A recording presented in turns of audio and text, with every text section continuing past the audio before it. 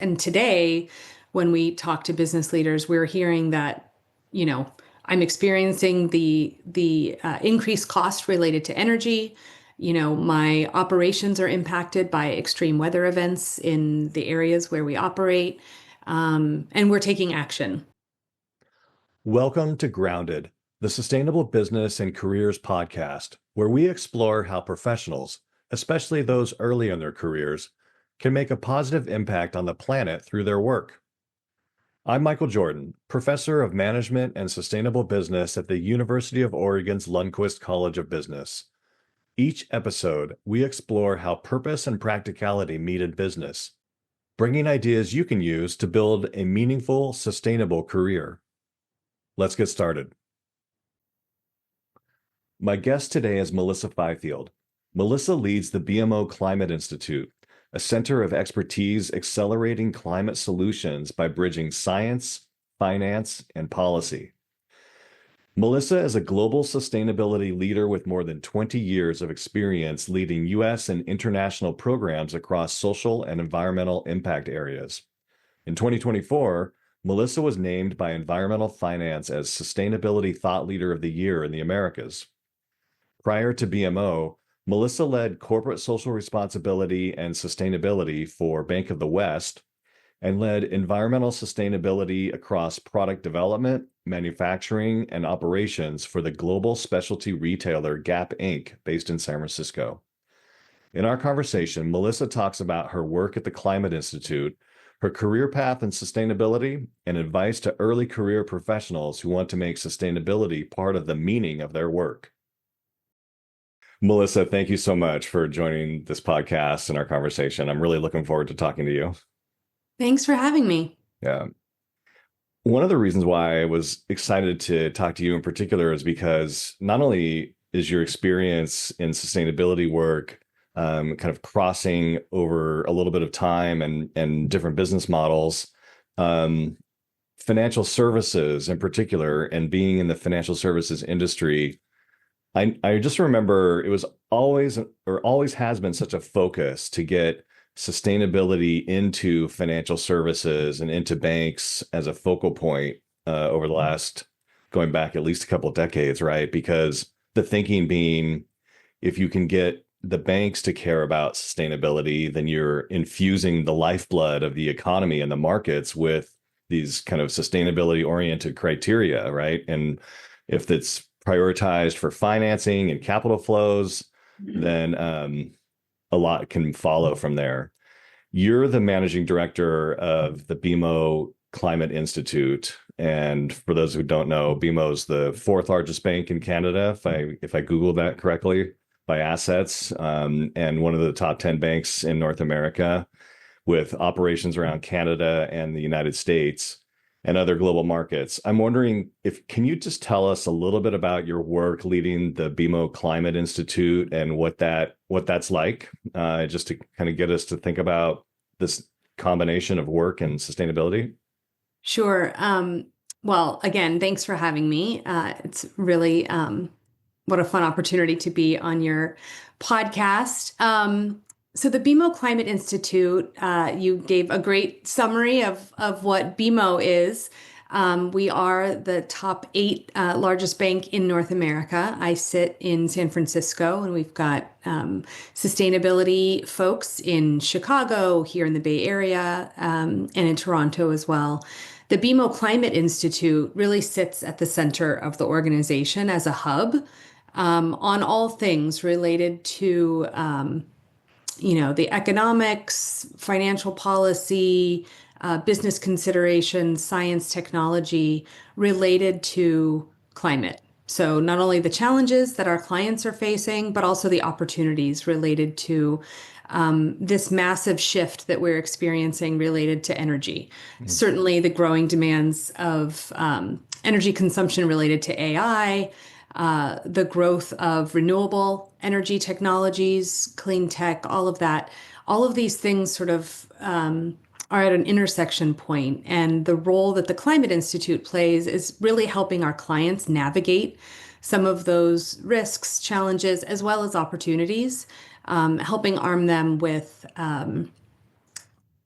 updates on policy implications that they should be considering for their business operations, or helping break down, frankly, some of the more complex or technical developments in the power sector, for example. We've done some podcasts recently. We also have a podcast. We've done some episodes recently on nuclear fission and nuclear fusion. As a political science major in my undergrad, I am not an expert on nuclear policy or the technology behind it. So really, really fun opportunities personally and professionally uh, to help folks understand, what some of those technologies are, how they can help, how they are potentially fueling the or helping to support the power needs that we're going to have going into the future. So the Climate Institute sits at the center of all of that. We work with our business lines, with those folks that have direct client relationships.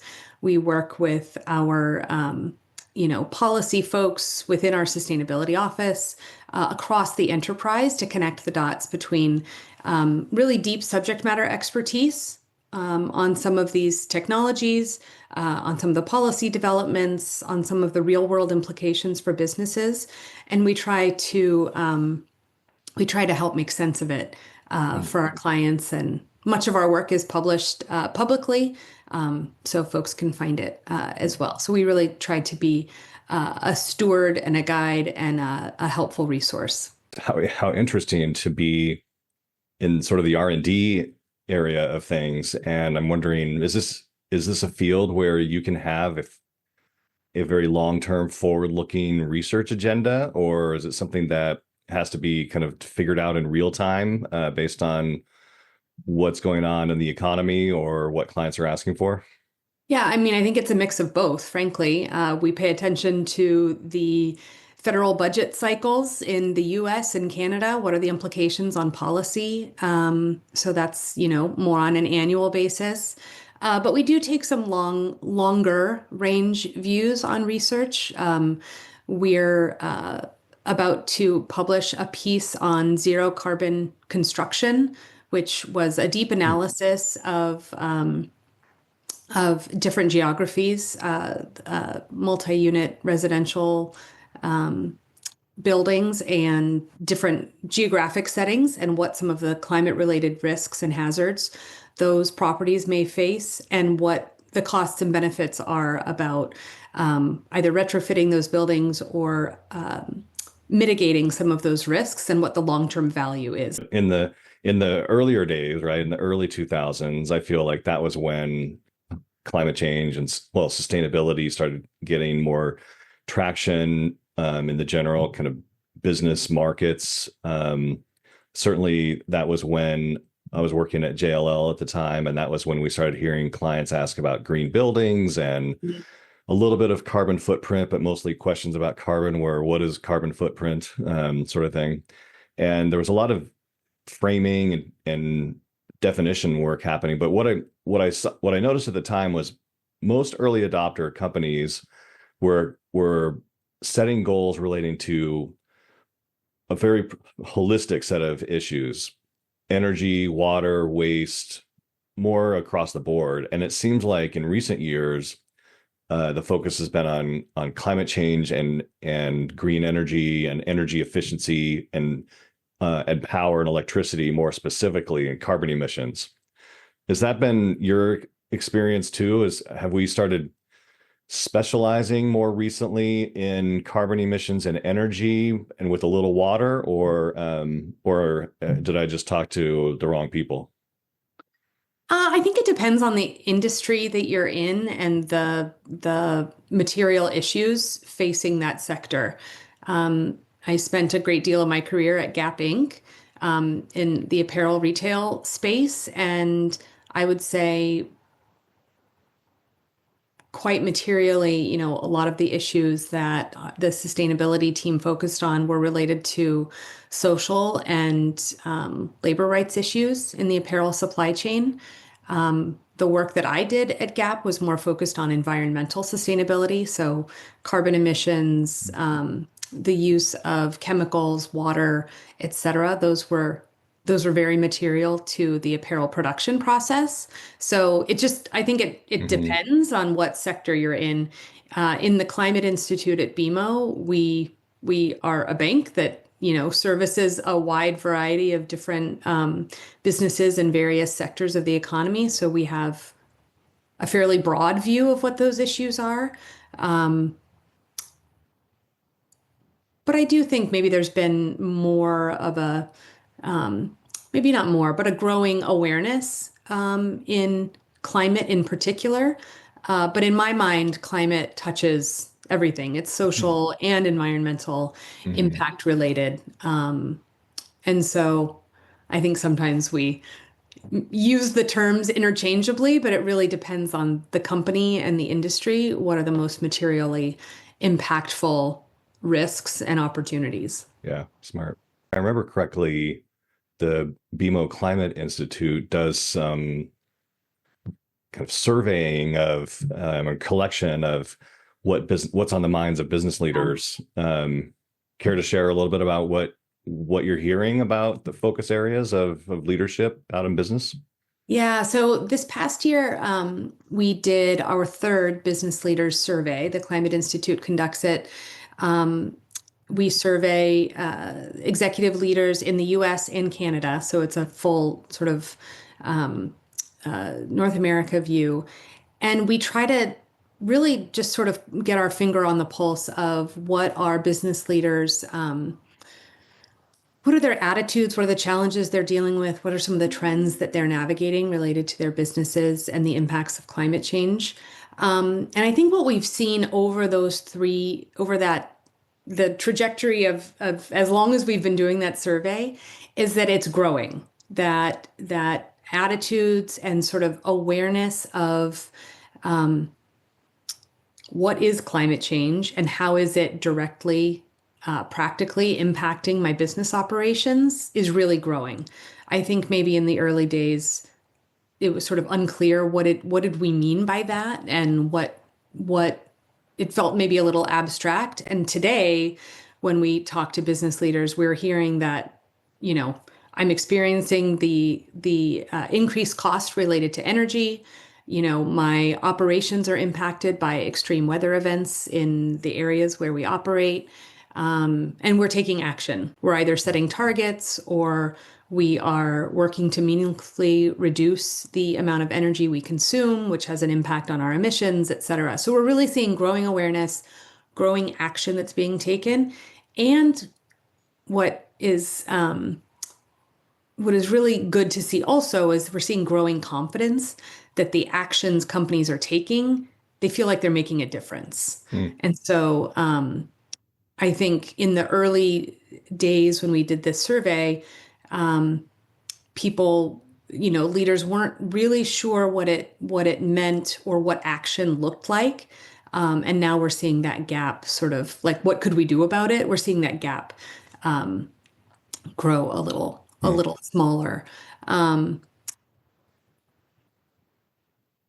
Yeah, but it's super interesting to sort of see over time how Yeah. those numbers are changing. The other development that we noted in this year's survey that was super interesting is what's driving some of that awareness and some of that action. Certainly, it's like direct operational impacts related to the rising costs of energy, for example.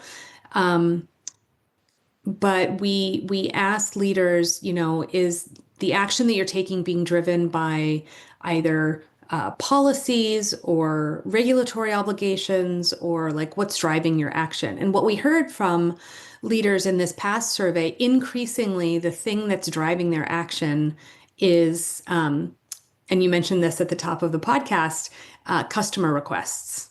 Hmm. So their investors and their customers are asking what they're doing to drive efficiency in their business, to reduce their operational environmental footprint, et cetera. Like, what are the steps that your company is taking?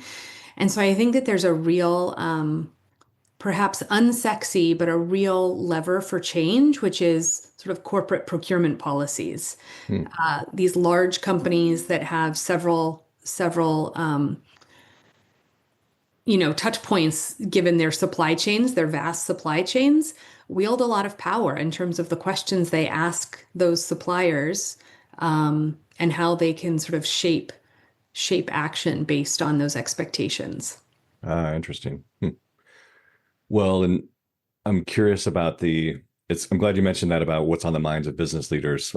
And this is maybe not a very fair question to ask, but I'm wondering because kind of sounds like you know everything about what's in the minds of the people you're surveying. But I'm wondering if you had a personal opinion or guess about the percentage or the proportion of the business activity that is driven by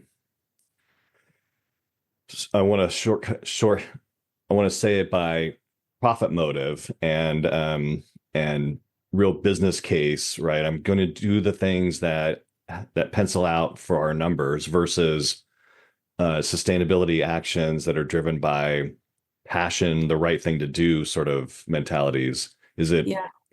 Is it split? Is it most or and maybe there's some bias by the nature of who you're talking to and the context. I don't know. But if you had to put a proportion on it, is it all about making the business case for shareholders, or is there a portion that is also these are just the right things to do?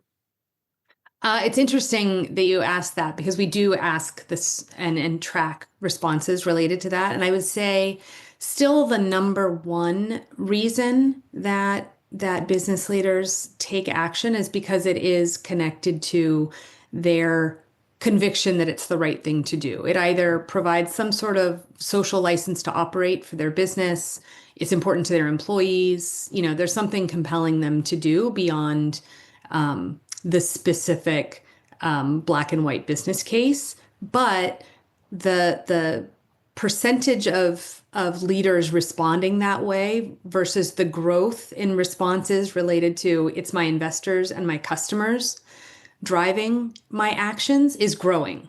Hmm. So we're sort of seeing a shift in we may still be doing it because we think it's the right thing to do, but also a key Mm, customer is asking me to do it. okay. And so we're sort of seeing a shift there. So I'll be anxious to see in next year's survey if that continues to bear out. But it's a Yeah. really interesting development. Yeah. It sort of takes a lot of different levers to Mhm. sort of inspire that change. Yeah. In fact, I guess true confessions. I came a little a little late to sustainability. I mean, I guess from the perspective of before I started working in the field, and you're exposed to questions at the leadership level and big companies. Is this something that we should be dealing with, working on, leading on? And at the time, it was really around corporate social responsibility, right? And I remember this specific conversation amongst the leadership team when I was working in the real estate department at Sun Microsystems, and our regional leader for Europe was talking about kind of trending corporate social responsibility interests, and he thought we should start taking a position and building this into our operations. And most of the rest of the Americans um, were a little bit more resistant to the idea or questioning this is something to invest in our business cycles. Yeah. And so we ended up not jumping right on the idea. But I think what I started to learn was I was just one of those people who needed to learn more about sustainability, and until I understood it well enough to know the imperatives and to know the true roles of business, and how it needed to be part of my job. And then the rest is history, as they say, right? Once you kind of get to the other side of that knowledge and shed your ignorance, I think a lot of people have gone through that experience. But also, there are people who have always worked on environmental causes. I'm just wondering, how did you come to sustainability and how it became such a part or your career path? Were you working on environmental causes and service hobbies before this became your job, or how did you get interested in the field? Well, first I would say it's never too late. We sort of, in our work to create a world that thrives and society that's healthy and an environment that we can all enjoy and hike and bike and ski in, that's something we can all do no matter maybe how long it takes to have that realization. But my it was really like professionally, I would say it was my work at Gap. My background in school and prior to going to Gap was really in public and government affairs. Because coming out of my undergrad, I was a political science major with a public policy emphasis. I felt strongly that government policy legislation, that was the key lever for how to build a better world. And that was my very idealistic view of that's what I'm going to go do, and that's where I think that the the skills and expertise that I want to build, that's where I feel like it would be best placed. And I I went to the University of California at Santa Barbara and happened to be in school when one of our professors ran for Congress. And that's actually what sort of got me to Washington, D.C., working on the Hill. That's what helped me also appreciate the environment in which we were living in. Santa Barbara, as many folks know, is a beautiful place to live, a wonderful place to go to school. It really opened my eyes. And so working on the Hill exposed me to a wide variety of both social and environmental challenges, not only in the district that my member was representing, but all across the US. And I would say it wasn't until I went to Gap where I had exposure to a global apparel supply chain. And I had the chance to travel and visit factories where products are made and the communities where the people who make those products are living, that I really it all came together. And I understood the opportunity that I had working in a large company to help drive practices and build programs that could make things better than the way that I found them. But I didn't bring to the work any sort of specific scientific expertise, or I didn't study sustainability in school. Frankly, that wasn't a thing. There was environmental studies when I was in school, but not, I think, in some of the ways that we're seeing it today, which I think is a really incredible development, just academically. But that wasn't necessarily a path that I came to this work on. And it also helped me realize, maybe back to your question about coming to this work late, which I don't think is a thing, but to address some of these climate challenges that we're dealing with, to help build sustainability into the ethos of our economic engine, it requires everybody. It needs lawyers, it needs communications experts, accountants. I heard someone on a panel recently say, the planet needs a good accountant, and that's true. It also needs a good lawyer. And, no matter what talents, skills, expertise people have, there's a role to play in wherever you sit. If you're working for a nonprofit organization, in government, in the private sector, at a company, there are ways to help make a difference through, sort of the path that you're on. And so I'm a big believer, when I'm building teams or looking at talent, of looking outside sort of the normal. First of all, that's actually something that I love about this work, is that there is no sort of normal path. I've hired folks that are deep climate science experts. I've also hired people who have expertise in like procurement and negotiations. And so it's sort of depending on the challenges that you're trying to address. What's really fun about it is you can sort of assemble a task force of experts from various pockets and make things happen. So I would say, I came to this work maybe a bit circuitously. It wasn't a perfect path, nor has my career been a perfect path. I didn't have a plan at the beginning. I just, I said yes to interesting opportunities that came across my path. Yeah. The thing that's always driven me is just a general curiosity and interest in learning, and a desire to make an impact. Yeah. So that's really been the guiding principles when I've taken on new challenges. I want to ask you about a couple of things that you just mentioned, which is what a great path, right? And I think like many maybe career paths, we call them career paths as if they were always part of a plan, but Right. and they only look like a plan in any way in retrospect, right? Right.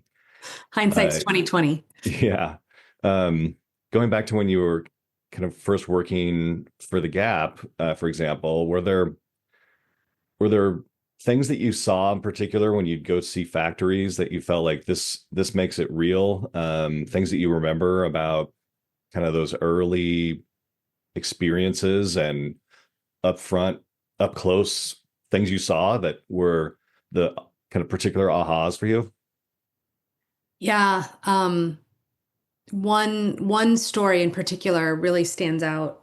I was traveling in India, visiting factories where some of our brands had production, and we went to visit a village which was inhabited by mostly women who were working in the factory. About 80% of people working in apparel factories are women working in the sewing lines.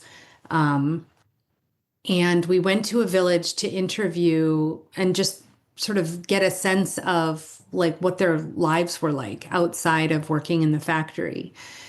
And one thing that really well, two things that really struck me. We spoke to two women through an interpreter, two women that lived right next door to each other in the village. And they worked in the nearby factory making clothing for our brands. Number one, both were mothers of daughters who, during certain times of the week when the water was the municipal government would turn on, or the water authority would turn on the water. It would happen once a week from a main sort of pipe in the village, and you had to be there to collect it. If you weren't there to collect it, your family didn't have water that week. And Wow. so the impact of that was sometimes you couldn't go to work because the water turned on like during your shift and you had to stay home in order to get the water for your family for the week. Sometimes it meant that the young girls in the village didn't go to school because that was their task for the day, which was to collect the water. So that was really eye-opening to me, that your schedule could be so impacted by something totally outside of your control, but it's such a fundamental Mhm. need for cooking, for cleaning, for general health and hygiene, that it could be so outside of your control. So that was like a big aha to me. The other piece was the how people thought about water. Like it's a very spiritual thing in many cultures. One woman that we spoke to said, I collect the water and then I boil it, I treat it so that we can use it in our cooking, so that it's safe for my family, so that it's clean, etc. I'm very conscious of doing that. And she showed us where she saves the water, where they have access to the water in their house. Literally, her next door neighbor said, I collect the water. This is where we store it. Why would I clean it? It comes from the Holy River. Mhm. Mhm. But like such a wide disparity of thinking about this very fundamental resource, that was also an aha, that there's Yeah. just like, these deep beliefs that people have about these things, that are sort of hard to undo. And that actually helped lead to a 5-year public-private partnership that Gap Inc. undertook with USAID and several nonprofit organizations focused on water, water access and hygiene, and that program impacted 2 million people with Wow. improved access to water over the course of it was a 5-year program. So a really incredible opportunity to see the human impact of some of these. You can sit at your desk and you can look at water safety testing or, maybe a compliance program that you've built to make sure you check all the boxes, but seeing it in person and talking to people who are actually impacted by these practices was really powerful. Wow. It is a unique, well, when you get those opportunities, whether it's sustainability related roles or not, it is so revealing to see the work happening, for lack of a better term, in the field, Hmm. um, and how it connects to what gets done kind of back at corporate headquarters, uh, and being able to kind of keep those connections, and it drives purpose in the work, right? In ways that we don't always get if we're always at headquarters. So it's great that you're able to get those experiences. Yeah. Um, but speaking of headquarters, there's a lot of work that happens at the corporate level too, right? I mean, I know when you were at the Gap, uh, there was a divestiture of the Old Navy brand, and even when you started at Bank of the West and it became part of BMO as a larger bank, that the kind of corporate restructuring also has a lot of implications for the some of the work that sustainability teams have to do behind the scenes. I'm just wondering if can we open that door just for a minute and peek inside of the kind of corporate work, that I think is a little more technical as well. What happens, if you don't mind, a kind of a nutsy boltsy question about kind of um, the corporate activities that go with restructuring, for example. Yeah, well, I've had the privilege of seeing it from both sides. When I was at Gap Inc., there was a decision by the board to explore um, separating the Old Navy brand from the rest of the brands with under the parent company, Gap Inc., which is Gap, Banana Republic, Athleta.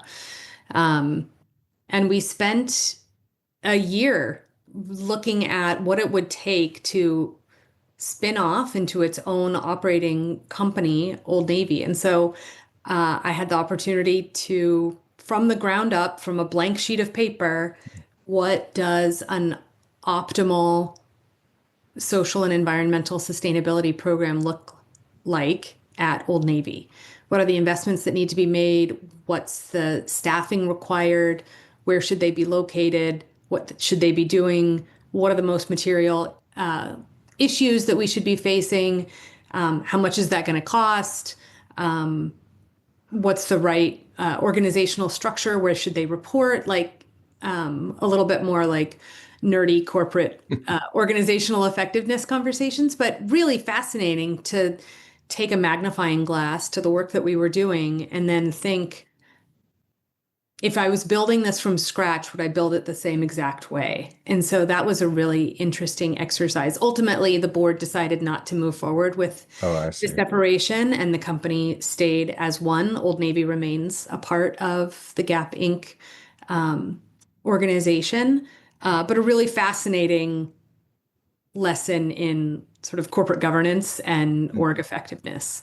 Um, and then I moved to Bank of the West, and we went through an acquisition process when BMO acquired Bank of the West. And once all of the regulatory approvals were in place and we could actually talk to one another and share information, um, that was a process of going deep to ensure that policies, procedures, sort of how we, again, back to more of a corporate governance conversation, like how are all of those things aligned or misaligned, where they're misaligned, which approach is the right one?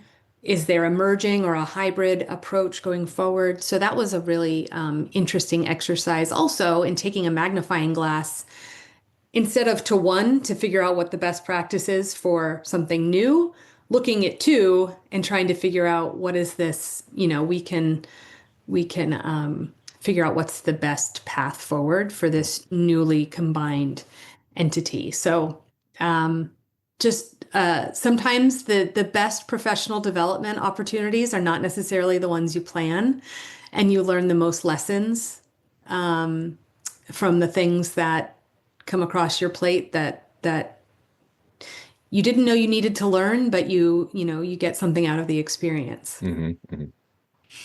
Yeah, that sounds like pretty intense analytical work of trying to figure out how corporate structure combined with sustainability and materiality issues needs to all come together for the operations of the business to make sense and to create value. I'm trying to think of it from the lens of the types of skills that um my students as undergrads are going to need when they go out into the workforce or other Mm, early career professionals. And with sustainability being a global field and being a field that in the business end of it requires that kind of analytics and data and all the rest of it. I'm just wondering, um, what's your advice for the types of skills you look for as a hiring leader in business, or the kind of the range of things that you think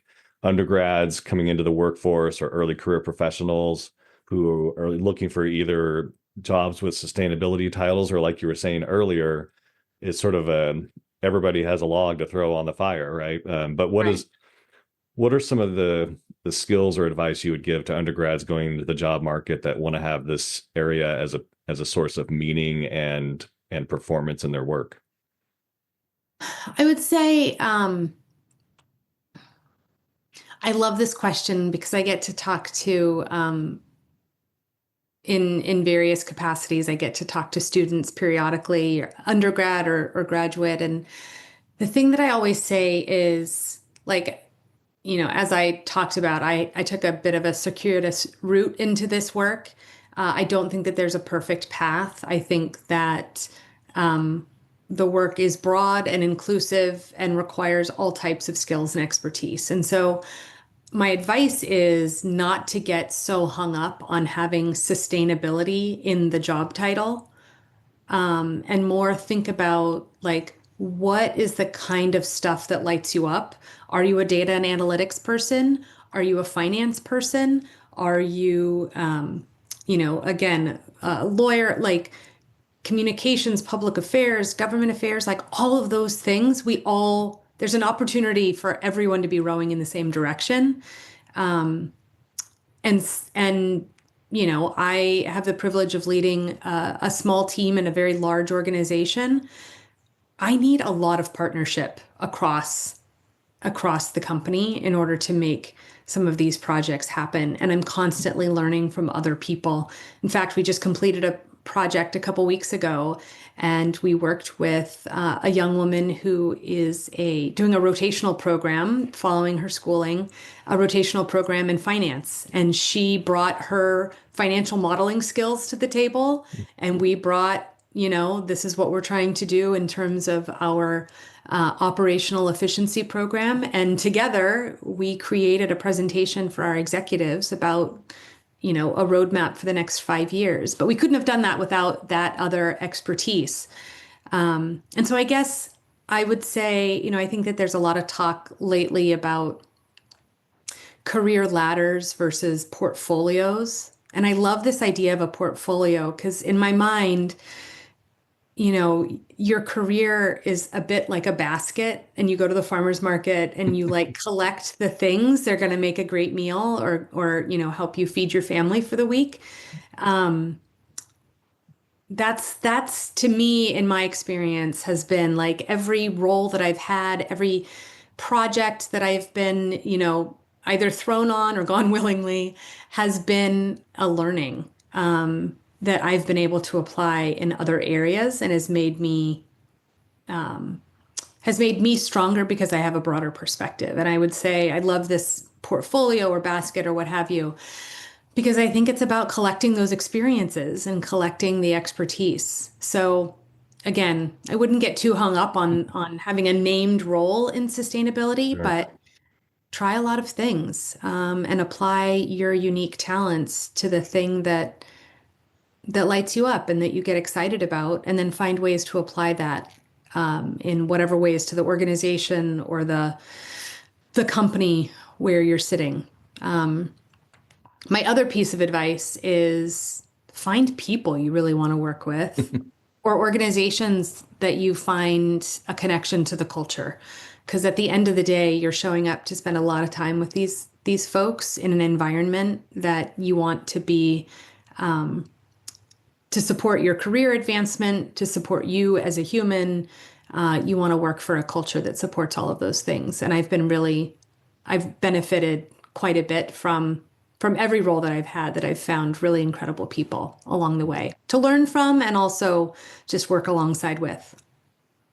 Yeah, I couldn't agree more. I've often said that in addition to the impact and the type of work we get to do in the sustainability field, I have met so many amazing people with so much generosity of just their spirit and their sharing of ideas and their innovative abilities to come up with new solutions. It's just been amazing. The people have been amazing that I've met, and I think of you as one of those people, Melissa. So I just wanted to say thanks again for spending time with us on this podcast and for sharing your perspectives. Oh, thanks so much for having me, Michael. It's great to reconnect.